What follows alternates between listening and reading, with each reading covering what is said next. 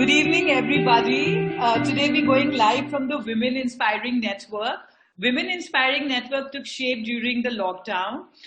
In the first series, we did a webinar where we had 70 speakers and we had a reach of 5 million viewers. And we had women from entrepreneurs to media personalities to actresses to filmmakers to doctors.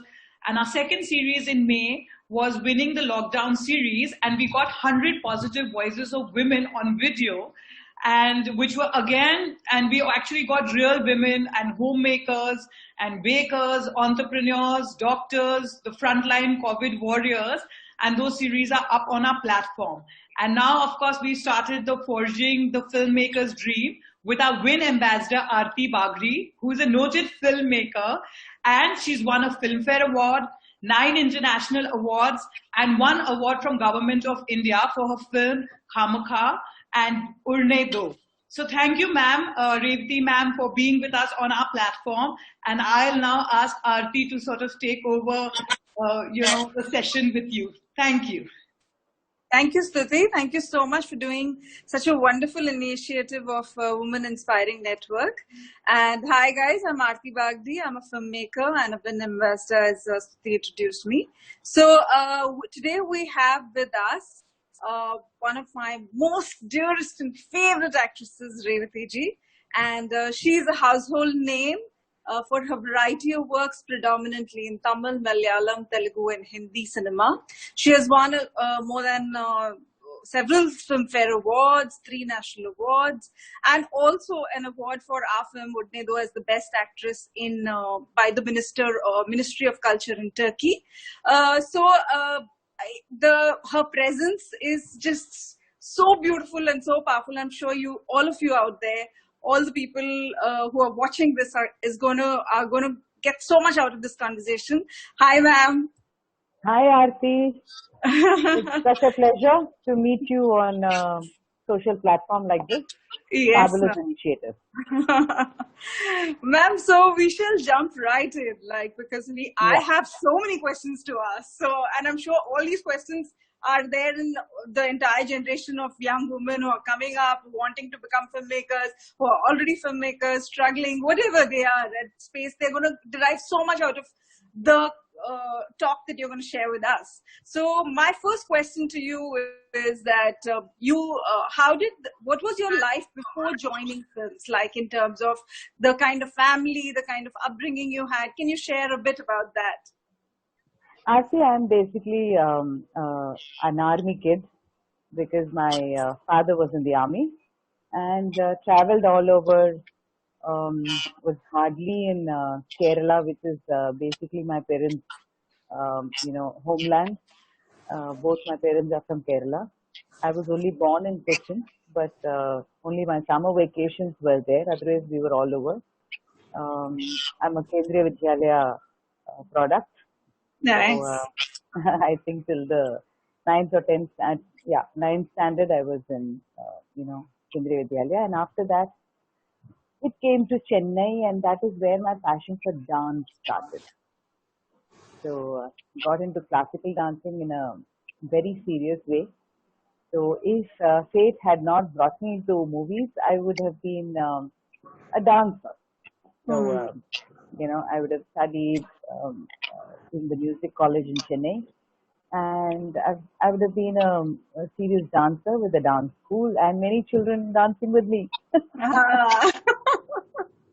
That's really sweet. So, ma'am, in terms of the fact that you grew up all over, so you must have been exposed to so many cultures and religion and languages. So that is, did that help you along the way? How was it in terms of, was it easy for you to adapt with all this? Absolutely. As a child, you adapt very easily. You don't even think about it. Only we adults make it very complicated. Yeah, children adapt very easily, and when you're used to a life like that, it's fine. So every 2 years we changed schools, me and my sister, and every 2 years we changed homes, we changed friends. We had a lot of pen friends. So, we used to write. There were no messages and WhatsApp and emails. It used to be written pen friends, written letters. in the inland letters. So, it was not at all complicated. It was a very simple life. That is what it was. Our life was that. When my father took his premature retirement, we were a little shocked because then we had to stay in one place. There was no change. And both my sister and myself hated it, you know. But thank God my father had built a house in the defense colony in Chennai. So we still had, friends from the defense, and we still had a life like that because, we knew everybody, 250 houses, we knew all the families, we would come together, Children's Day, Diwali, New Year's, and we had whatever, Father's Day, Parents' Day, everything was always a kind of a coming together, and coming together is only for food, and maybe show some talent, sing, dance. So life is very simple, very easy, uncomplicated because there were no expectations. Ah, nice. That's Yeah. lovely. So, ma'am, whenever someone decides to be associated with films, or, especially a girl, a boy, both actually, face this, to join the film, or even in the film making aspect of it, it's not very easy to negotiate with family, Family is always a little worried that it's not a stable career. So how was it for you? You went with the flow. It was accidental, I believe. So how was it? Could you share that? Again, actually this entire foray into films was something that I hadn't planned. So, one fine day there was this director called Bharati Raja, who was very well known in the Tamil film industry. A man who took cinema out of the studios into the nature. So he was a big name, and there was a call from his office and said that he would like to meet me, and my parents were not very sure what it was. Then an uncle of mine came and said that he has seen her in some running to the bus at the bus stand from my school, because he has this habit of standing at schools and looking for the new faces that he has in mind at that moment. So he kind of spoke to my parents, my uncle, and then we met him. So it took about 4 or 5 months for me, for my parents to be okay with it. And for me, it didn't matter. If it was okay, it was okay. If it was not okay, I would continue my studies because there was no drive in me to go into cinemas per se. I remember my mother asked me one evening, she said, "Do you want to act in a film?" So I said, "I don't mind doing it, but if we don't like it, we will not do it. We'll just do this one." So she said, "That's a good idea." And we said, "Okay, fine, let's go." And that's how I took the train from Chennai to Madurai and was part of Manivasane, which is a very rural film. Yeah. Yeah. In fact, it's one of my favorite films actually of yours. Thank you. So the thing is that, ma'am, in terms of, so you did that entire job as an actor, the first job as an actor, when you were still in school at that time. So how was it like the first experience to be on set and learning the craft? Was it easy? Was it, you went, again, it was just because it was just a natural talent in you that was coming out? How was it, ma'am? I think I was already a dancer, so I was not new to emotions. Correct. Bharatanatyam is a lot of dramatic emotions, and all the Navarasas are very dramatically, kind of portrayed in that art. So I was not new to, expressions as such, and performance was in me. I was very comfortable with performance. But acting was different, definitely. And for me, it was just another fun thing because, I was just finishing my 12th grade. And what happened is whatever Bharat Raja said, I took his instructions. Because I'm talking about 37 years back in 1983. Bharat Raja, the director, was not the kind who wrote the entire script. He had the entire script in his head, and scenes were written then and there, and I didn't know how to read Tamil then. So, not that he would give an artist the scene. So, there was absolutely no preparation, Yeah, that's what I said. Life is very simple, So, you just had to listen to. I just listened to Bharataraja, what he said and what he did. Sometimes he even performed and showed me, do this, do that. And I just did it. So with regards to Manvasne, I don't think there is any input from me personally. I just followed instructions. Very nice. So whatever I did, for me it was very new. And only when I saw the film, I realized that I did all this. So nice. Yeah. Suddenly you see yourself objectively. Yeah. So, ma'am, that's great to know. So from then to now, so many amazing roles you've done in all these languages: Tamil, Telugu, Malayalam, Hindi. My favorite ones are Maunaragam, Devarmagan, Anjali, Love, Raat, and even Priyanka. So, it's just amazing that you have managed to do such a gamut of so many languages and roles. So what I want to know from you is that how did you decide that, this is a role I want to do? How did you choose your role? I'd say most of the time, those days we never had script. I think the first time I saw a printed script was sometime when Mr. Kamala Hassan gave me the Devar Magan script. That was 8 years into my career. Oh, wow. So before that, I had not seen a printed script, and I was so shocked and surprised. I saw a DTP script, and I said, wow, and I was so happy to read it. So before that, we went on trust. A director or a writer or both together would come and narrate a story. And there is something in me that would kind of awaken and say, yes, I want to do this. Now, if you ask me to kind of, practically list it at point 1, point 2, point 3, point 4, I cannot do it.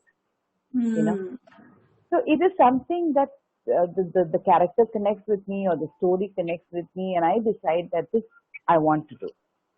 And I have made mistakes too, So there are times where I have made mistakes in my choices, and then I've learned from it. But the biggest learning I had is when nowadays, of course, you have sync sound, but we dubbed our films. So during dubbing was my learning. Every time I dubbed my film, I would see what I have done right, what I have done wrong, how the character has shaped out, where did I go wrong? So that dubbing time was my learning time. Amazing. Yeah, that was my learning time, And then watching the film is something that you do it with a lot of, you have the background score to help you, you have the effects to help you, you have the entire edit to help you. But in dubbing is when you see the raw performance of yourself. So that was the time I really, really worked and learned.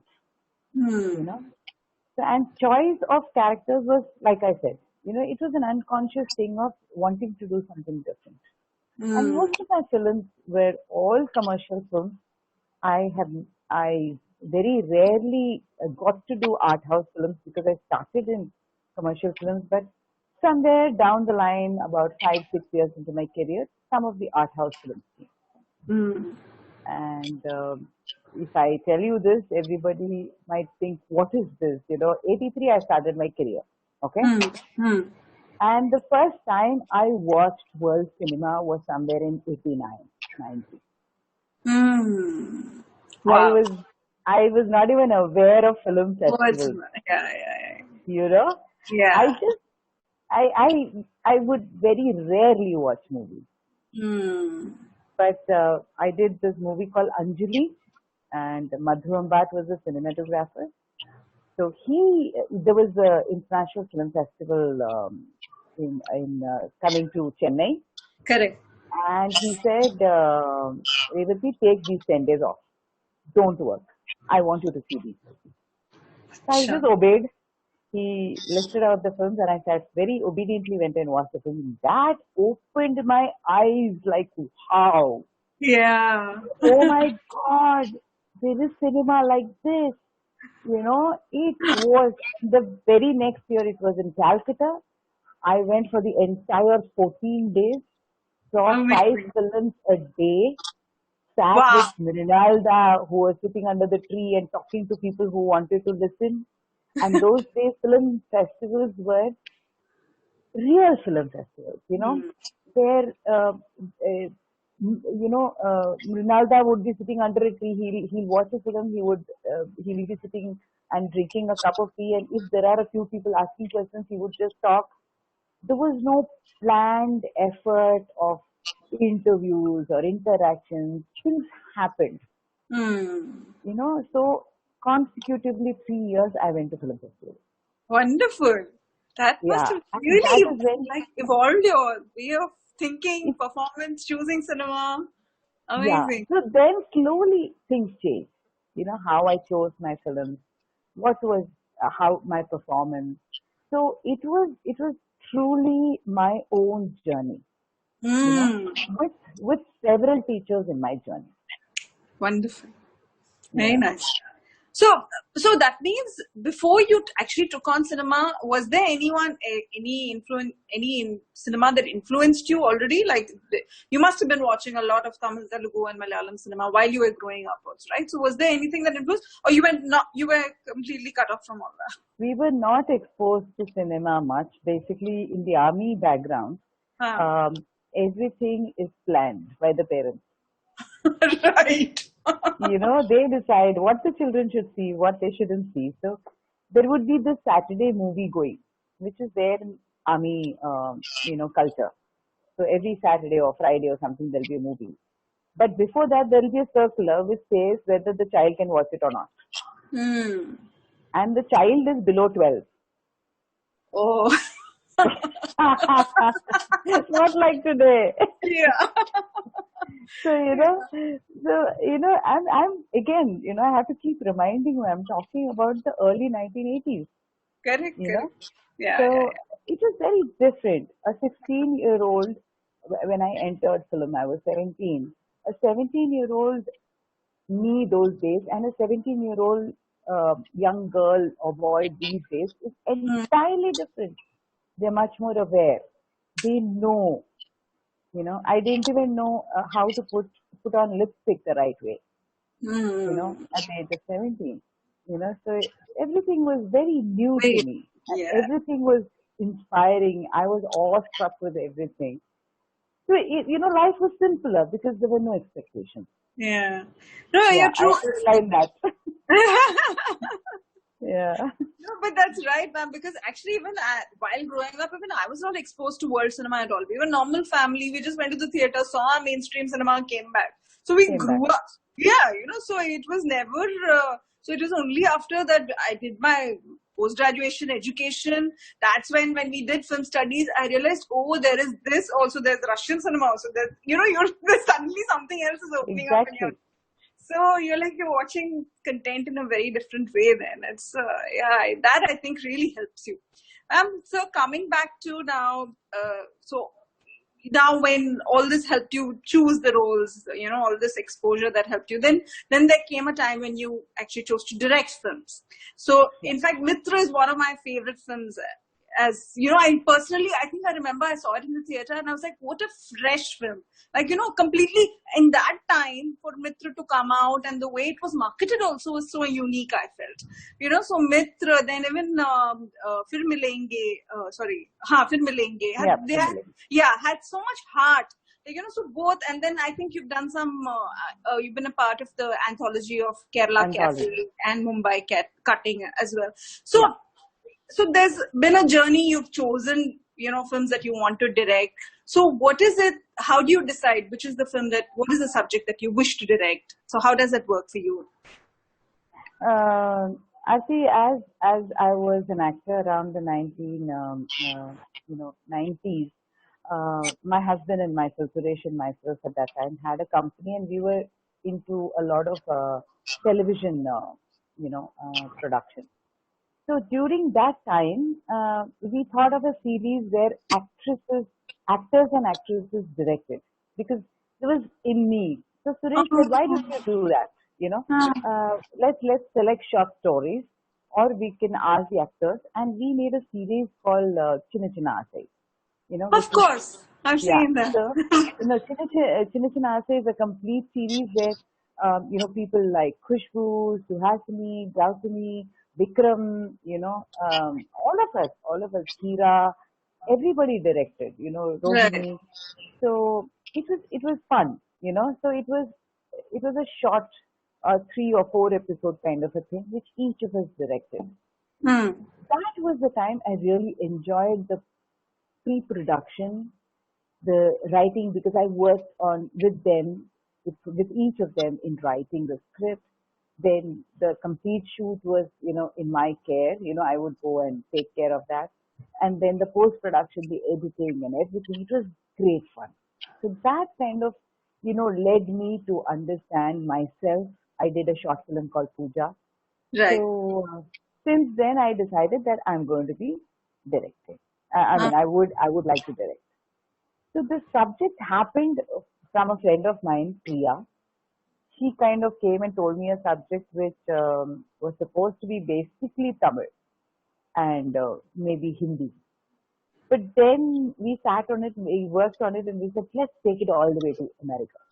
Because there were a lot of Indians. And that's Yeah. how Mitra happened. Yeah. So Priya had written the script so beautifully, and then I kind of asked her, can I direct it? And then it kind of developed into what Mitra became. Yeah. Yeah. So this seed that I want to make film started around the early 90s, but I made my film in 2000. Nice. So you took time to write the script, like that process was, how did you get that first film going? Like, many of us who want to get our first feature film going. Like, so how was it? You got the actors on board first, you produced it yourself. How did it all happen? How did it fall into place? The whole thing, Aarti, basically because when Priya came and narrated the script, she wanted to make it into a Tamil film. And then I liked it so much, I said, can I take this? She's basically a very good writer. So I said, can I direct this and make this like this? So that writing process, the whole decision was so fast. The writing process, I think, was completed in about 6 months. And then our production, we decided to produce it. So I didn't have to look around for producers or anything. Then I spoke to my friend Shobana, and I wish I had thought it slightly bigger, because then marketing would have been easy, because after we made the film, it took a year to market it. I would be going around. Those days, the film was in a box with 10 reels. So that box, we have taken it to, I don't know how many theaters, Suresh and myself, to show the film and try to market it. And it took a year, and then iDreams picked it up to release it. So, the thing is, in the end, you can make a film, but to release a film, I was Revathy, I was the actress Revathy. That made no difference. So people had to believe in the film after they saw the film. So by the time you made people watch the film itself was pretty tough.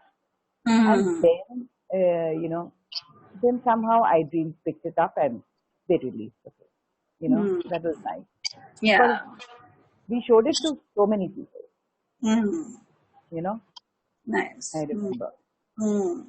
It was a very beautiful mother-daughter story, actually. Yeah. It was a little new, because that was practically kind of a different film, because it was the first Indian English film. Yeah. And it was at the same time Monsoon Wedding also was made. Correct. And iDreams released both. Both. Practically I think a month with a month difference in dates. Right.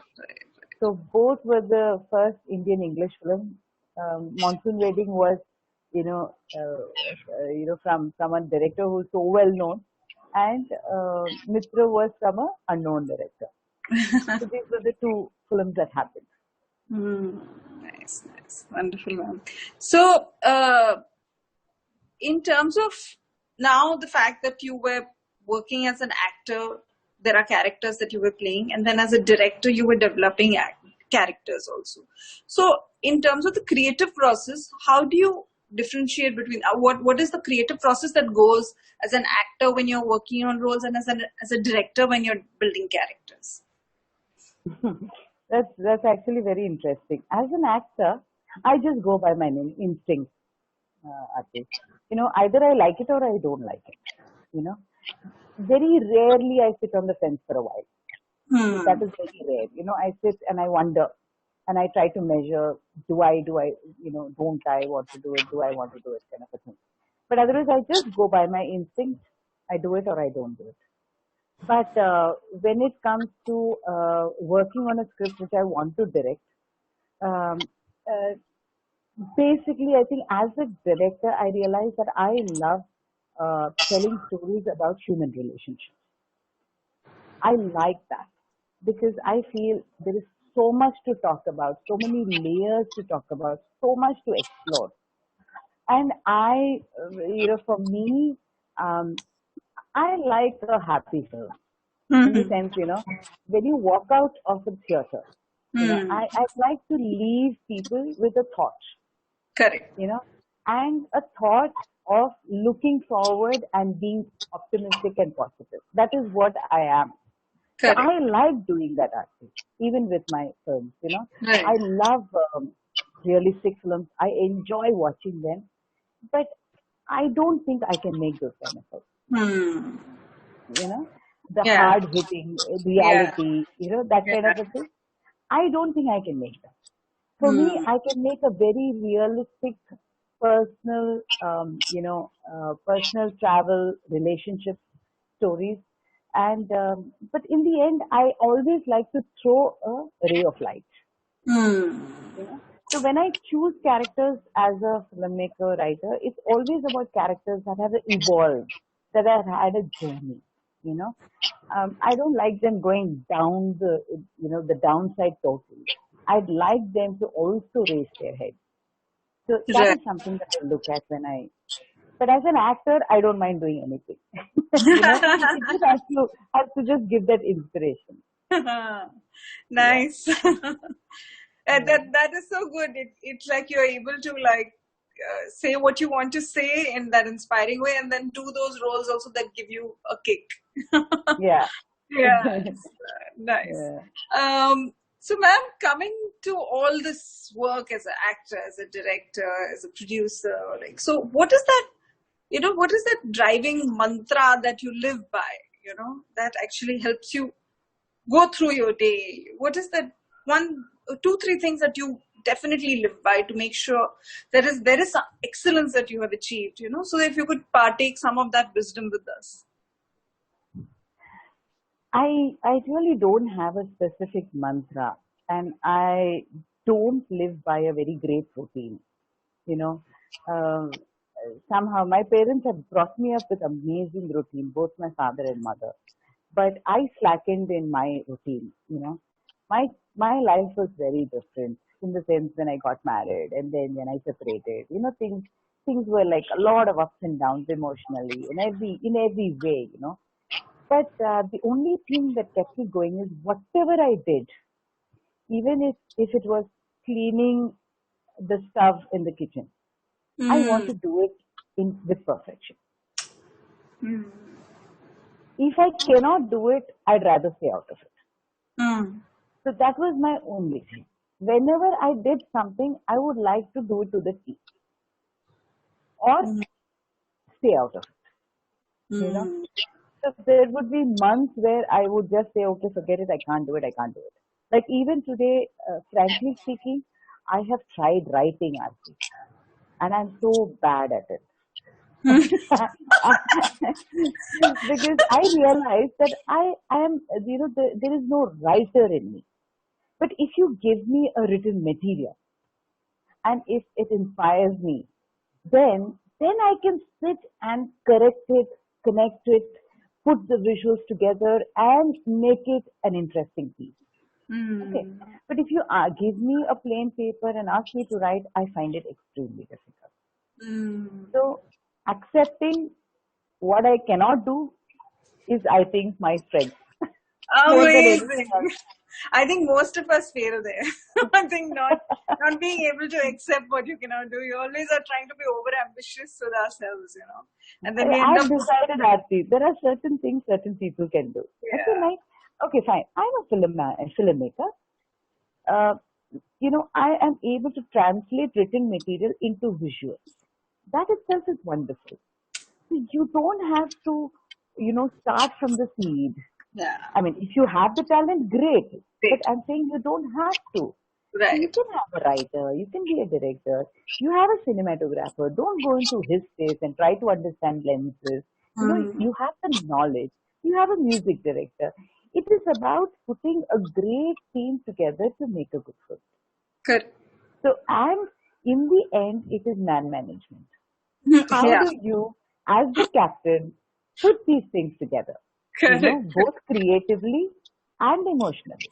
Yeah. So, in the end, you are the captain, you are the decision maker. Because if you notice, you are on the set, and if something happens, everybody, all eyes look at you. Yeah. Immediately.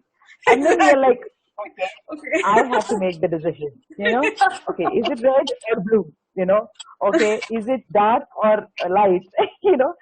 All eyes point at you. So at that point, it is very important that you work well as a captain and guide all the people around you in the right way to make that, a beautiful, product. Yeah. So it is not about the small things and all that happen during writing. Then when you go on location, everything is out of the window. There it is management, man management. You know how it is. Yeah. There you say, oh my God, I had planned this. Forget it. If you get it at that right moment, and sometimes magic happens. Absolutely. A magical moment happens. Something that you did not write happens. Yeah. So that is the fun, or that is the elation you feel when you get that. Yeah. So it is a kind of constantly balancing on how you do it, what you get. So in my head, filmmaking is not a one person's job. It is a team. The whole team has to work together. Very right. And you are the captain putting the things together. Yeah. You're making a film also for an audience, so then it has to be, so many energies have to come together actually to make it that beautiful. Yeah. So, so you just mentioned that there were many ups and downs, and then there was a time when emotionally there were setbacks and all that. So can you share that one moment, one insight from your life where you felt like you just want to give it up all, and somehow you found the courage, or that failure that you faced and you overcame it? Some insight that can actually, we can take a leaf out from. Yeah, recently also, what happened to Sushant and things like that. Yeah. It's very disturbing because, Aarti, when, at a pinnacle of fame, and I also got my fame when I was 18, 19, So what happens is, somewhere, you just get swept away and you feel you are there, but you are never there. It is just, it's very important that you have a family and you have at least 2 or 3 friends you can talk to, pour your heart out, who will not judge you, who will not advise you. They just listen. You need that. I was lucky. I was so lucky to have both family and a few friends who were there in my darkest moments to just listen to. Yes, I did get advice, but they held me. So that was very, very important because, in the end, every human being, whoever you are, you may be the president of United States, so I shouldn't be saying that. Sorry. You may be whoever you are, okay? But there come some moments in your life where you definitely need handhold. So at Very that right.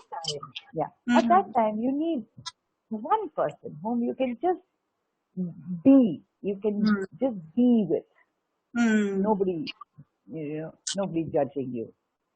So if these young people who take such drastic decisions had that one person, then such things would not happen. Absolutely. Because all of us go through it. All of us go through depression. And like that book, Paulo Coelho's book, that you are lonely at the top. Yeah. It's I don't remember the exact title. It is so true.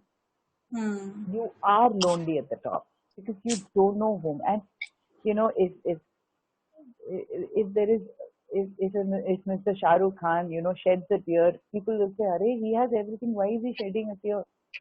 You don't know what is happening in his mind, his heart. He's a human being.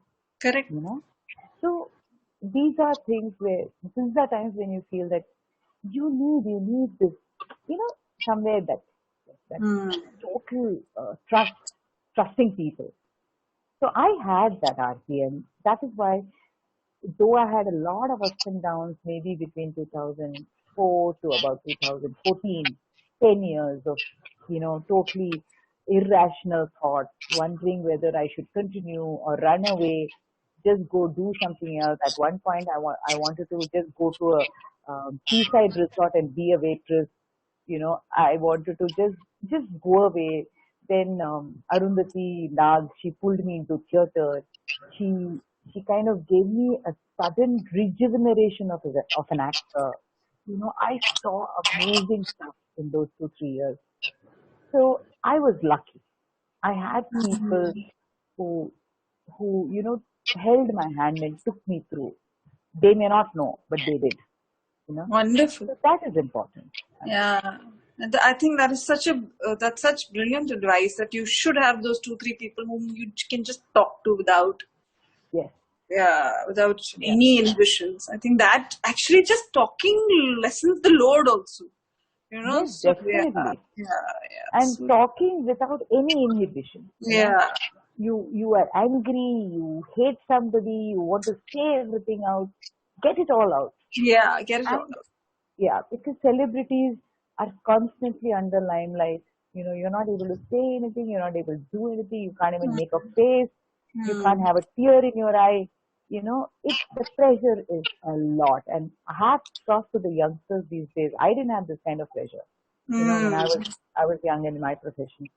These days, I tell you, with the social media, constant, eyes on you. Yeah. They put so much pressure. My heart goes out to them. Yeah. So it's just important to have those 2-3 real bonds to actually rise above it all. Yeah. So, ma'am, during making a film, was there some challenge that you came across, and how you, as a woman, you're a woman who's 2000, there were not too many women. I think we can count how many women were possibly directing, maybe 4 or 5, in India. So what was it like? It must have been something for so many men to listen to you. And, how was that experience like in terms of, did you have to deal with ego issues and gender issues? And Aarti, I was already an actor, with a lot of experience. So that helped me. So I did not face gender issues as such, but for example, my entire crew in Mitra, we were all debuting, the writer, the director, me, the cinematographer, Fauzia, the audiographer, Geeta, the music director, Bhavatarani, Ilayaraja's daughter. Amazing! That's like all of us were debuting. That's like a women-inspiring team. Absolutely. It was the only person who was not debuting was my editor, Beena Paul. She had worked with the greats like Aravindan and all of them, with John Abraham and all that. So she was the only one who was not debuting. Everybody else, it was our debut film. So we were the first 2-3 days we were constantly stepping on each other. And on the third day, I called up, and we were in San Jose, and our entire crew was 14 members crew. We made this film. I'm not including the actors, but the entire technical crew was 14 members. So I called up Suresh and I said, Suresh, I don't think I can make this film because it's very difficult. When I say something, Fauzia doesn't listen to me. If Fauzia says something, somebody else doesn't listen. So it's not happening. So it was very interesting how he kind of helped us put certain things together. And he said, girls, you just talk. Come on. Don't do this to each other. It's all your first films. And when it's your first product, no, you all feel very possessive about it. Then we sat down, we spoke, and we said, look, this is not about being possessive. It's about, in the end, what works. Just because I say this, I have to get it. That is not what it is. It is about what is the best. Best, correct. So again, I learned on my job that filmmaking is a lot of teamwork with one person calling the shots. Good. So then, otherwise it becomes directionless. Otherwise it becomes absolutely. Yeah. So Fauzi and myself, we went for a long walk and sat down, talked about it, and said, okay, fine. Now let's make this clear between us. So it was good fun. So Fauzi is basically PC Sriram's assistant. Right. And she's a fabulous person and very, very, very knowledgeable about her job. So then we sat down and we sat together. So she said, you don't know this, I don't know this. So let us both understand what we don't know and how we can help each other understand that. So then it slowly became a teamwork. So other than that, I think only it was after the film was made that what is it that an actress Revathy can make? I have heard or felt that in very maybe 2-3 places where I showed it to her. But then since it was very minimal for me, it didn't hit me much. So otherwise, surprisingly or thankfully, I did not really go through any gender bias. Wonderful. That's great. I'm sorry, I can't say much on that. No, that's okay. So, what do you think as a woman director? What are the kind of films? The audience, does the audience expect that this is going to be this is a film that is directed by a woman director? So there's going to be a different sensibility around it. Do you think there's a certain conditioning around it, like in terms of what works for them, what doesn't work for them, and the kind of subjects also a woman director would choose?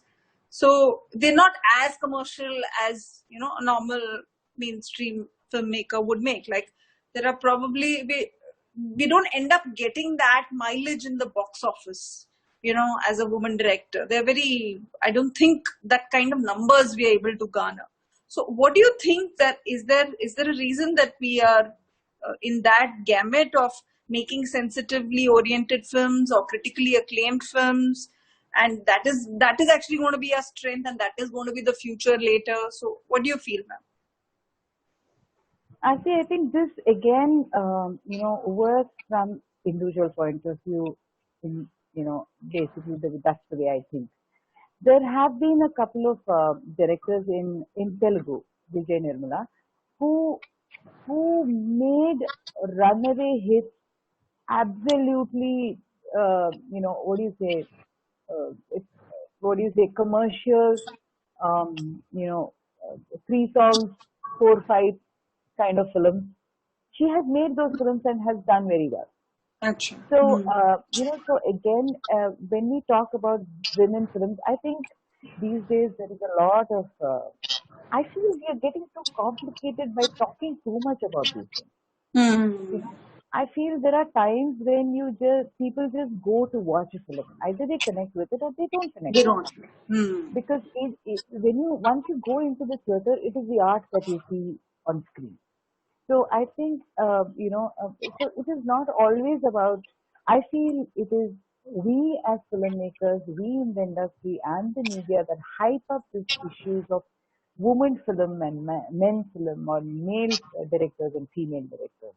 I feel there is a lot of hype more within our industry and in the media. Not so much so with the audience. Audience, because in the end, when the audience comes there, either they connect with it or they don't connect with it. And it is about the kind of films that a lot of women make. Yes, they do make relationship oriented. They do make, kind of a thinking film or whatever. They may not make. Also, the big issue is the trust in a woman film director is definitely less than a male film director. Yeah. That I think is still industry. That is from the industry, not the audience. Not the. That's true. That's from the industry. It's in the industry. But I think some of the girls are changing that. They are changing that, and that path is slowly opening up. It is slow. The truth about being a woman is, Aarti, every path, is a fight. whether it is from education in the 1920s to becoming a doctor to becoming a lawyer in the 1940s, during pre-independence and all that. Every path the women had to struggle, prove, and make a point. Correct. It is very sad. Yeah. Yeah, because, somehow that is the way the world lets you do it. And I really don't know what to say or what to think about it. That seems to be something that we have taken it per se, like, you have to prove. But what do you mean by that? So it's not, for me as far as I'm concerned, I don't think a film, it's like, when I think it was Gamini Menon or another, one of the women pilots, in Air India, somebody saw two women pilots get into the cockpit. And somebody stood up from the first row and asked that, is there a man in the cockpit, to fly the plane? And she came out and said, don't worry, the plane doesn't know whether it's being flown by a man or a woman. Just do it be safe. Nice. I think so. Every day you're trying to prove.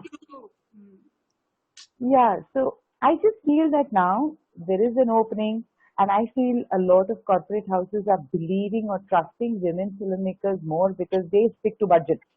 Yeah, very true. We are the great, we are the great planners. Managers, yeah. So we stick to budget. Yeah, I think we're much more money conscious. Yeah, because see, that is part of our system, because we are multitasking people, it's part of our life. Correct. So nobody has to teach us to do that, thank God.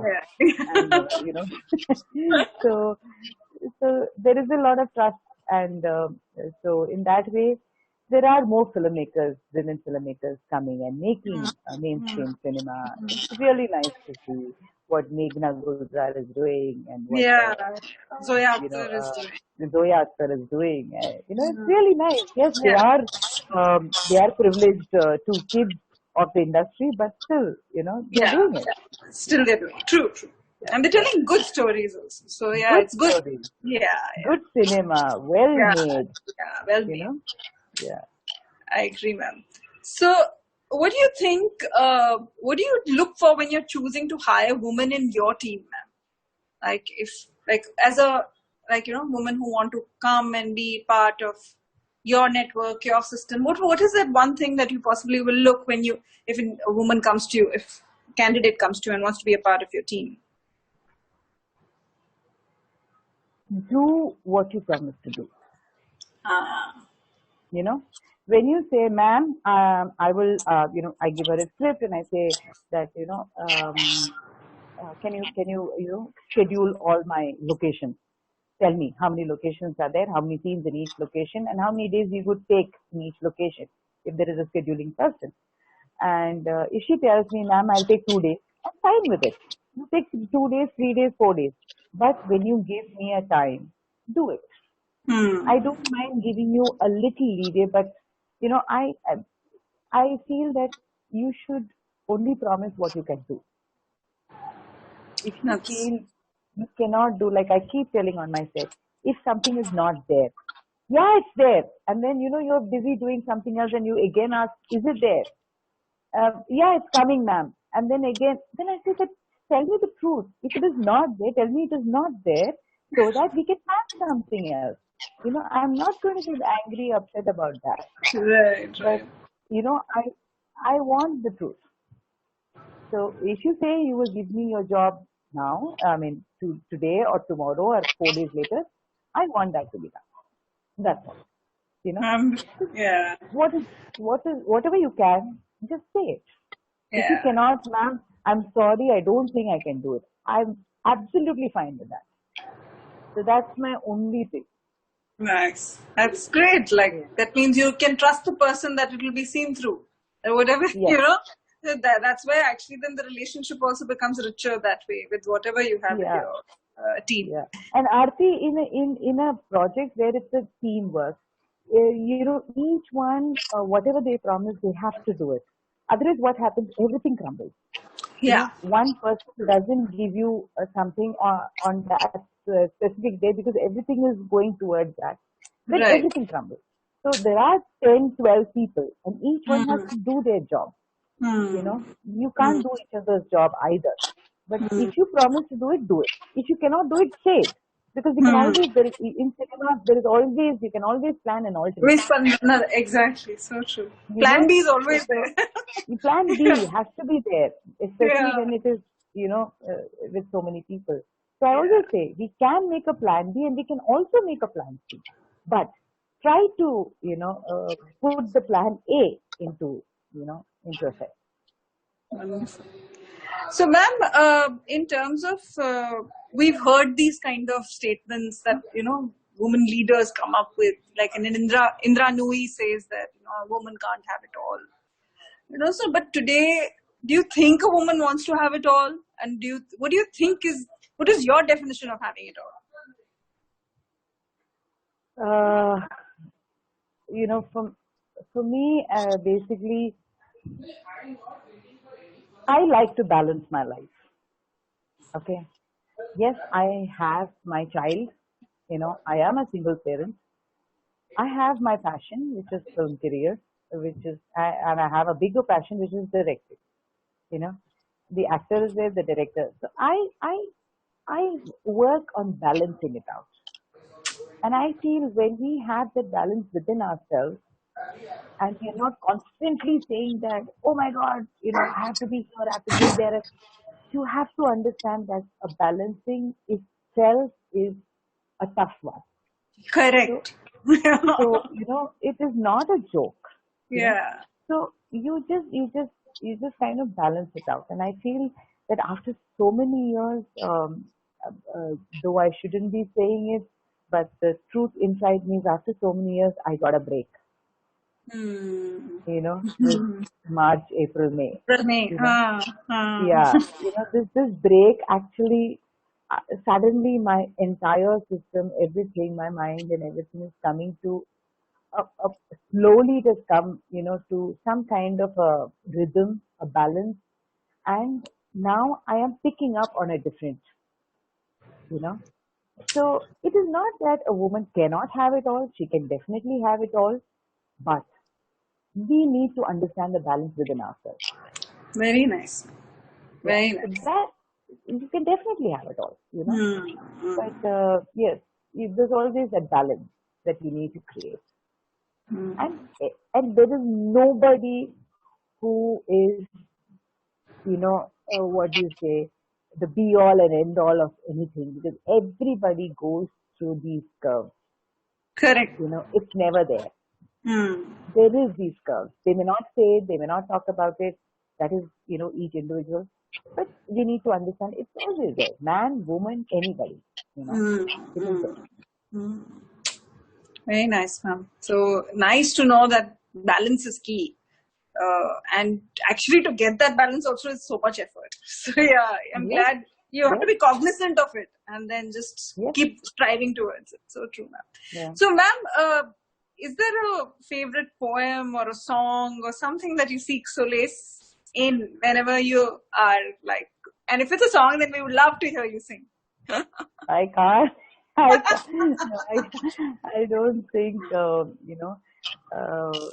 but there are several songs, but there is a very interesting song by this group called Course. It's a Scottish group, and it's that everyone hurts. Ah. That was a favorite song of mine at a point when I was going through some of my bad days, and it really lifted me. Yeah. So it was like everyone hurts. Don't worry. Everyone goes through it. You're not the only one. So don't victimize yourself, nor idolize yourself, saying that, oh my God, why is it happening to me? Everyone hurts. Everybody feels it. And only me, myself can help me. People can be there around you, but me, myself has to help me. So that is a very important aspect, So that was the song that really, and it was introduced by a very close friend of mine, and she said, Revathy, I used to hear this. Maybe you should just hear it. And then I heard it, and I said, wow, the words are so beautiful, Every time you felt a little down and you want to be a little teary or you want to just cry to yourself, all this is there. It's okay, Yeah. You may be a star, you may be a whatever to the world, but within you, you are still a human being, a heart, So just listen to it and then kind of draw inspiration from it. So this song kept me above the waters quite a few times. So nice. I'm sure it's like then you just listen to it and then you pick yourself up and move on. Yeah, yeah. So wonderful. But in this entire gamut of 35 years, what was that moment where you felt that, okay, you got that, your first award, which was a lot of pride for you. There must have been like that feeling, but there must have been a moment before that first award where you must have felt proud of yourself and you must have like, I can do it. Can you talk about that? Was that like one of your biggest accomplishments, or like just shed light on something that gave self-belief in yourself? Like I said, I believed in doing 100% of whatever I did. Okay. So, for the longest time, my first film, I got my first Filmfare Award, which was a jury award. Okay. It's one of the small, beautiful, It got a special jury award or something. Yeah. It's a special jury award. And it is a small little thing. I don't think many people have that. I think they don't have it anymore. It's a small, same Filmfare, but it's a smaller one. So that kind of gave me a hold. And after that, there were several awards. But the national award kind of kept, I never got the best. Even today, I didn't get the best actress award. I got the best supporting actress for Devarmanga. So that never came my way. But for some time I felt, why? There are several films which I could have. But then I told myself that awards are always in comparison. So it is not that you did not do well, but in comparison, and also that particular jury decides. If it was a different jury, they would have decided differently because human beings. So when I started working in juries, that's when I understood that. So if it was not this jury, if it was another jury, the decision would have been different. So each human being is different. So so then I realized that basing my own happiness or unhappiness with awards is not right. Nice. Awards is a recognition, and sometimes that recognition becomes a responsibility. And that recognition also inspires you, and makes you aspire for different things. But the award that was a huge surprise to me, which I did not expect, was the award for Mitra. You know, because the same year there was monsoon wedding, and I was definite monsoon wedding is going to take it all. I had no idea, and I did not expect anything. But when suddenly, late night, I think around 9:30, 10, I got the news because the next day they were going to announce it. I got the news that maybe Mitra has got 3 national awards. I said, what? Wow. How is it possible? So they said it's got the regional award, best English film. So I said, but monsoon wedding? But the person said, I can't say anything. You know, I can only say that you have got the best English film award. Yeah, Shobana has got the best actress award. Beena has got the best editor award. And I was like so shocked. And I remember that I called up Shobana, I called up my assistants, I called up Priya, Sudha, Bhavatarani, Geeta. And at 10:30, I drove, picked all of them up, and we all sat on the beach in Chennai, and we all sat down and we had a drink. Oh, amazing. So cool. Yeah, and all of us, you know, I dropped all of them by about maybe 5:36 in the morning. You know, we came back home and we were just talking. We were not sure. We were waiting for the next morning. But that award really kind of, you know, gave me a happiness which was amazing. Ma'am, any last inspirational message for our viewers who are sitting in tier 2, tier 3 cities, who can get inspired? Okay, the only thing that, Aarti was taking me through the entire journey very beautifully. So first I would like to thank Aarti because sometimes, it depends on the questions you ask for us to speak. So Sure. she did it very beautifully. The only thing I would say is, And now if is you'd the like to time. continue that, you could. I mean, it's okay. I mean, because Yeah. I was in the middle of the journey. Yeah. So the thing is, I feel that this is a time where all of us can follow our dreams. You know, whatever dream you have, you can dream to, just do a mobile film and make short mobile films, and you can do it. You can dream to make 2 minute films, and you can do it, and you can show it. So this is the time where you can dream and actually live your dream. So I would say just go ahead, dream, and do what you really want to do. The only thing I would say is, balance everything in your life. Balance, it's not just your career, it is not just your dream, it is not just your personal life, it is not just your family, but we need to balance everything because I feel that a lot of young people are burning out too fast. And when you burn out too fast, you don't know what to do. Yeah. So, take it slow because our life is long and there are so many things one can do. So, enjoy yourself, take time off.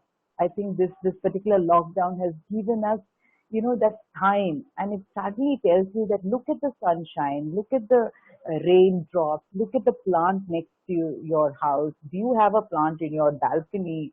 Look at it or grow, put some seeds, see the sapling grow, you know. So now we need to do all this in life. Only then, life becomes holistic and we will not burn out fast. So whatever dreams, we can definitely do it. But at the same time, let us live life, take that breath in and that breath out.